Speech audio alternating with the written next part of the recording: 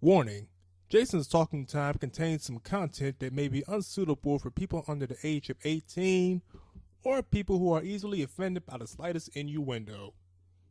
Listener discretion is advised. However, if you tune in anyway and get offended, please do not send any letters. If you do, I will just crumble them up and throw them in the trash.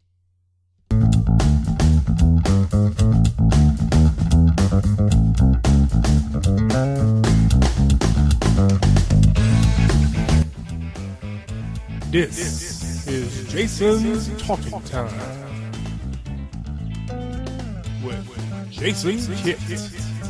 Alrighty, how's everybody doing today? Y'all doing pretty good? Alrighty.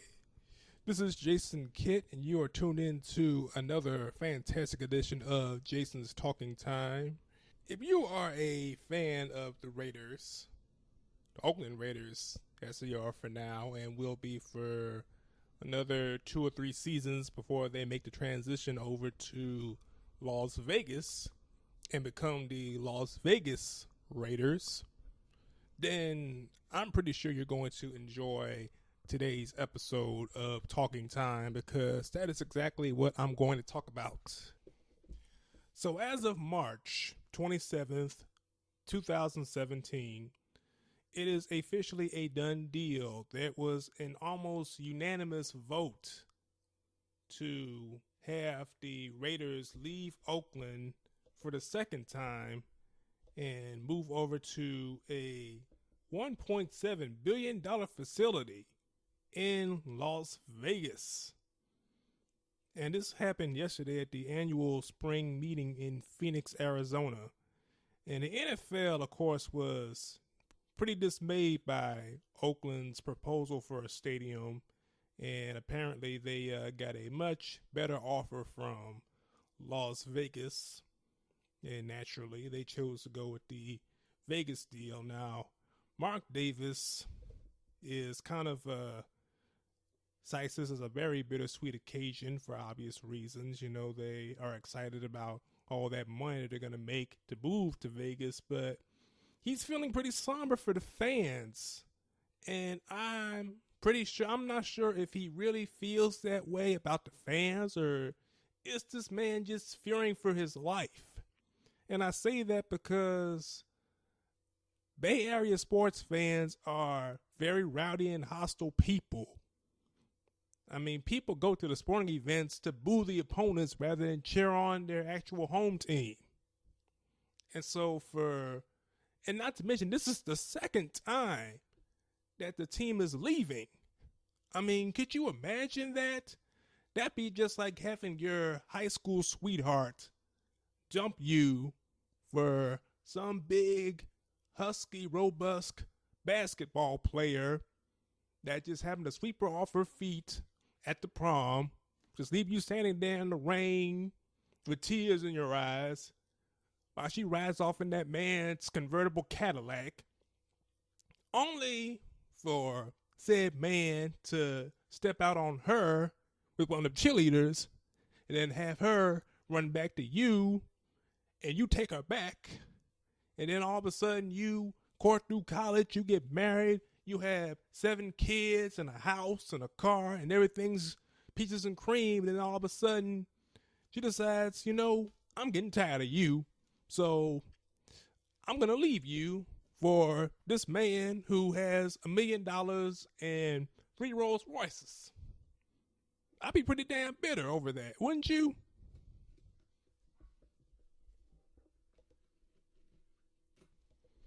Lucky for them, though, they still have the San Francisco 49ers, who I'm pretty sure are devoted to the Bay Area and wouldn't leave them for any other city in the world. One could only hope. The article does mention, however, that they're only going to play in the arena that they're playing in Oakland for another season, and then they will probably share the 49ers stadium maybe the last 2 years there. And that's another thing. It's like, you are basically, The NFL accepted an offer basically on a whim without waiting on Oakland to come up with a better solution. So I would imagine that a lot of bitterness is stemming from that. And Roger Goodell does not have a very good track record on him at all. All this bullshit that he swept under the rug with Deflategate and Ben Roethlisberger and yada yada yada and so on and so forth.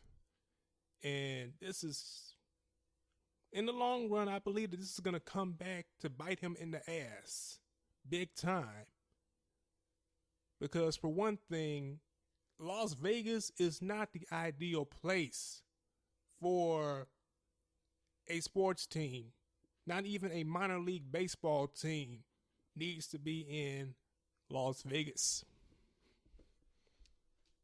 You have a lot of stuff going on in Vegas. They call it Sin City for a reason. What happens in Vegas stays in Vegas. And there's going to be some shit that goes on in Vegas when the football players go to Vegas to play the Raiders, and the Raiders themselves, they're going to be in a lot of risk going to Vegas. I mean, there's going to be a whole lot of loose women in Las Vegas, a lot of drugs, a lot of alcohol, a lot of partying, and of course, a whole bunch of gambling. Not to mention that Las Vegas is the ultimate epicenter of sports gambling. So I'm thinking, so Roger Goodell, whether he knows it or not, and I hope that he has some sense of knowing that he is more than likely putting a lot of his players at risk, especially the young players out of the draft. I mean, you get drafted into the NFL and you start making some money, and then you go to Las Vegas to play the Vegas Raiders, and you're in Las Vegas. You just got your very first check for playing football. You got like $50,000 in your hand. What are you going to do with $50,000 in Las Vegas? Do the math. You're young, you're handsome, you're a football player. That is a recipe for disaster. That man is going to take half of that money and blow it all on a crap table and then stick the other half in a woman's panties at the strip club. Plain and simple.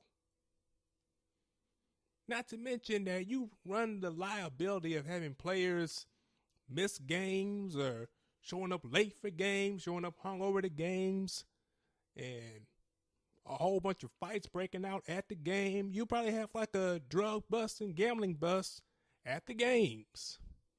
I mean, the facility is actually going to be built near a casino and resort. So you can imagine a whole bunch of shit's going to hit the fan once the Raiders take the field in Vegas. And God forbid somebody actually place a bet on somebody having a great game. It's like people have like fantasy teams, and let's just say they take the fantasy league and they just take it to a level where you can make money off your fantasy league. And your player does a crappy job and he just happens to be in Vegas that weekend.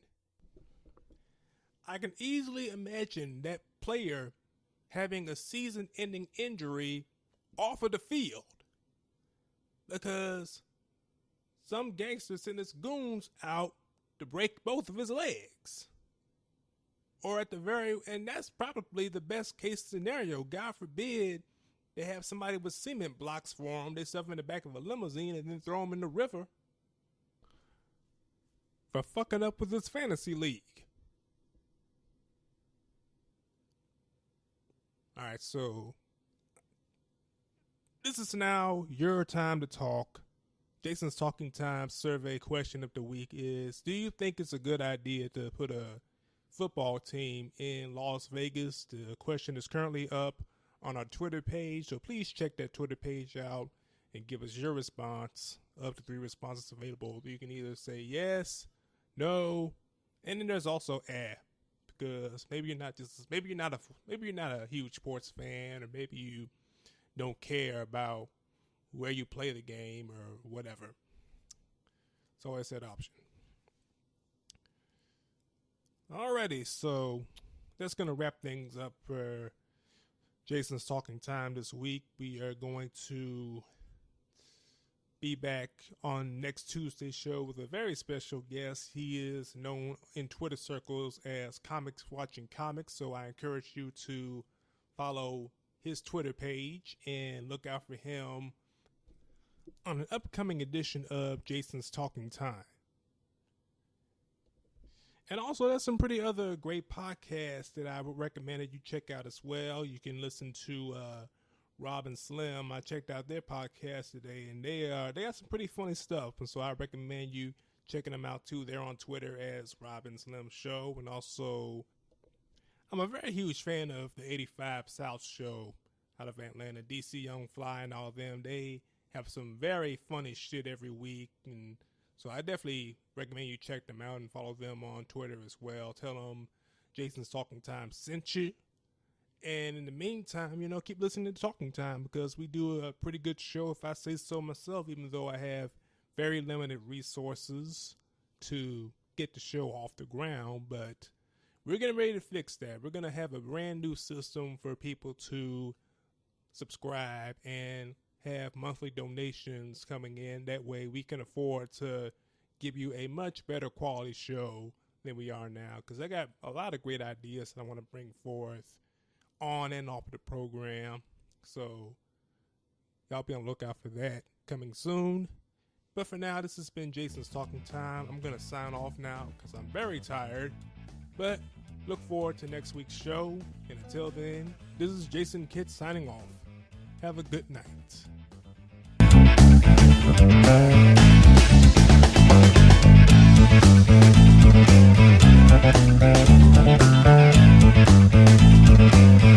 Thank you.